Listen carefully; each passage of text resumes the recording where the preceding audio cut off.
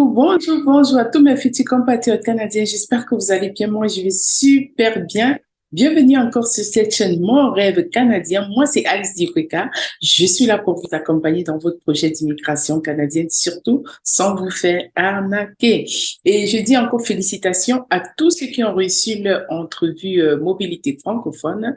C'était terminé depuis, mais le processus à ce niveau-là continue. Par contre, les recrutements de ce côté-là se sont arrêtés. Et là, ils sont dans la phase, voilà, des entrevues et ainsi de suite. Maintenant, ce que nous allons faire, les recrutements ne sont pas terminés. Nous allons aller du côté de l'île du Prince-Édouard, IPE. Donc là, les recrutements continuent et je vous invite à vous activer rapidement parce que ça a commencé en avril 2023. Et là, le site est encore actif pour ceux qui veulent continuer à postuler. Donc, comme d'hab, je vais partager mon écran avec vous. Partout, c'est fermé. Par contre, ici, le recrutement continue pour Lyon, Nantes, Bruxelles et Namur. Donc là, c'est pour la France spécialement. Et ce que vous allez faire, comme je l'ai dit à plusieurs, si vous êtes sur le territoire, malgré, voilà, si vous êtes Camerounais, Togolais et ainsi de suite, vous pouvez vous inscrire. Donc, voilà comment ça se passe. Une fois, si vous êtes en France, quelle que soit votre nationalité, ce que vous allez faire, vous allez venir cliquer là. C'est très, très simple. Vous cliquez là. Et c'est pour quel domaine exactement? Donc, vous avez dans le domaine de la santé, c'est vraiment divers. C'est pour divers domaines.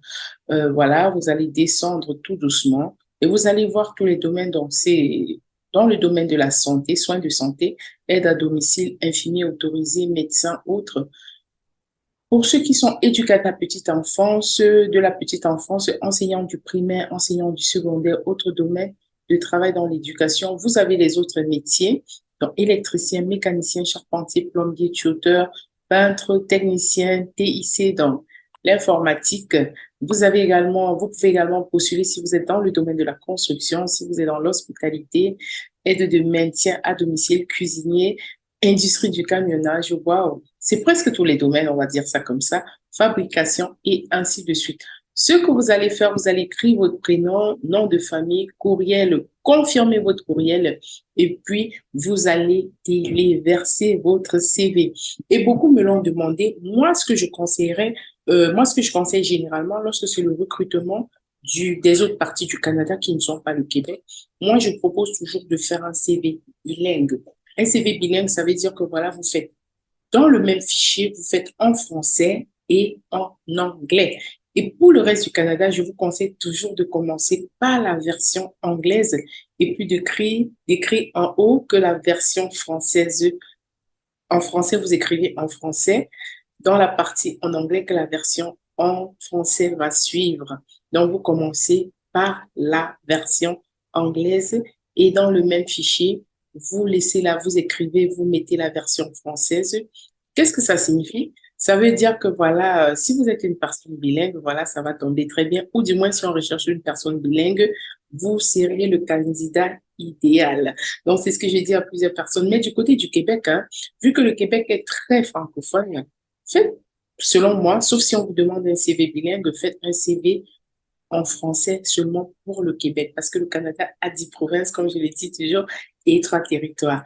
Le Québec, à lui seul, le Québec est très francophone, quoique dans certains domaines, on demande d'avoir des connaissances en anglais, je vais dire au Québec, mais le Canada étant un pays bilingue, mais plus à tendance anglophone, je propose que pour les autres recrutements, que vous fassiez vos CV dans les deux langues, puis vous commencez par la version en anglais, en mettant que la version française va suivre après la version anglaise. Et d'autres personnes m'ont demandé, et si je ne parle pas très bien l'anglais, est-ce que je peux faire un CV bilingue? Là, c'est à vous de voir, parce que si on vous appelle en entrevue, il peut arriver que l'employeur qui va s'entretenir avec vous, vous demande de vous entretenir avec lui en anglais. Ceci dit, si vous ne faites même pas un CV bilingue ou si vous faites juste un CV en français, moi, je conseille à beaucoup de personnes, voilà, d'apprendre quand même l'anglais. Mettez-vous à l'anglais. Est-ce que les employeurs attendent que vous parliez comme Shakespeare? Je ne crois pas. Moi, je parle anglais très, très bien, mais par contre, j'ai très bien travaillé à Toronto, dans les banques où on devait parler en anglais, au gouvernement où on devait parler en anglais.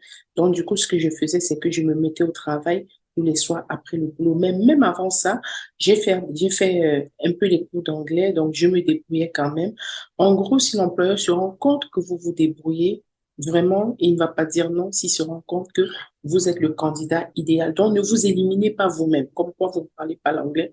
Vous avez le temps. Si vous postulez, prenez déjà, commencez à prendre les cours d'anglais et vous allez voir que de bonnes choses vont se passer. À nous revoir dans la prochaine édition. Bye bye.